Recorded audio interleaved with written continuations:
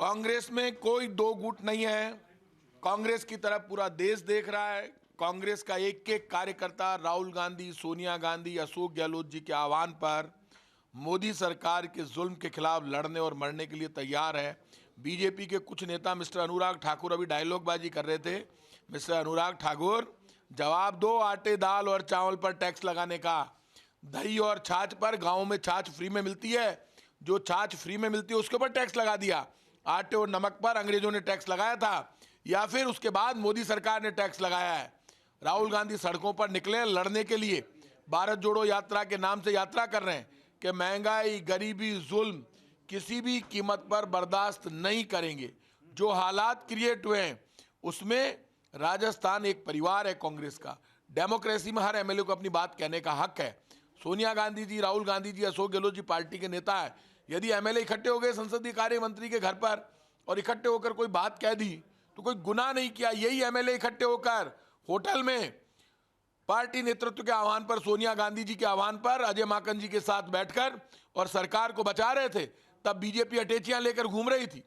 बहुत लोग अटैचियां लेकर चले गए थे, लेकिन ये लोग एमएलए सब बैठकर होटल में सरकार को बचा रहे थे, सरकार को बचाया।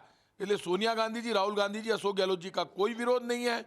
कांग्रेस के साथ खड़े, लड़ेंगे कांग्रेस के साथ बीजेपी से और मरेंगे कांग्रेस के साथ बीजेपी से। अजय माकन जी ने संकेत दिए हैं कि जो कल शांति धारीवाल जी के घर पे मीटिंग हुई वो कहीं ना कहीं पार्टी लाइन से अलग थी, अनुशासन। यदि ऐसा है, उनको लगता है, वो जो भी नोटिस देंगे, अजय माकन जी हमारे नेता हैं, हमारे बड़े भाई हैं, उस नोटिस को सम्मान लेंगे और जवाब देंगे। यदि ऐसा कोई होगा तो परिवार का मामला है। तो कहीं ना कहीं ये जो पूरा घटनाक्रम है, ये मैसेज दिया जाता है कि सचिन, ये घटनाक्रम ऐसा है कि जो कल का घटनाक्रम हुआ है, ये मान लेना कल हमारा नेतृत्व कहेगा भाजपा का षड्यंत्र विफल हो गया। बीजेपी राजस्थान में सरकार गिराना चाहती है। जैसा उस वक्त हुआ था वैसा अब चालू हो गया है। अब सरकार बचाना जरूरी है। मैंने मुख्यमंत्री अशोक गहलोत जी से कहा है, आपकी जादूगरी चलानी पड़ेगी। ये बीजेपी वाले पापी जाग गए हैं। आटे, दाल, चावल की महंगाई, पेट्रोल डीजल की महंगाई, आत्महत्या कर रहे हैं 1 घंटे में 4 आदमी। उससे ध्यान हटाने के लिए बीजेपी अब राजस्थान पे अटैक करेगी।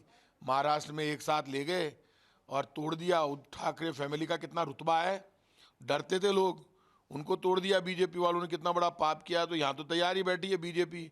यदि हम हिम्मत से जवाब नहीं देंगे, सड़कों पर मुकाबला होने वाला है बीजेपी के साथ। तो आप देख लेना, खून बहाना पड़ेगा कांग्रेस के कार्यकर्ताओं को सड़कों पर। सुन लो, मैं कड़वी बात कह रहा हूं, तैयारी है बीजेपी की। मेरी बात बुरी लगती है, मैंने पहले भी कहा था गहलोत साहब को कि सरकार के खिलाफ षड्यंत्र हो रहा है, वो हुआ।